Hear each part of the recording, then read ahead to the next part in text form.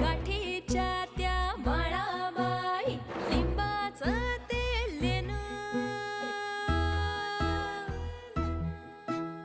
सजलं या अंगावर शृंगाराचं सोनं.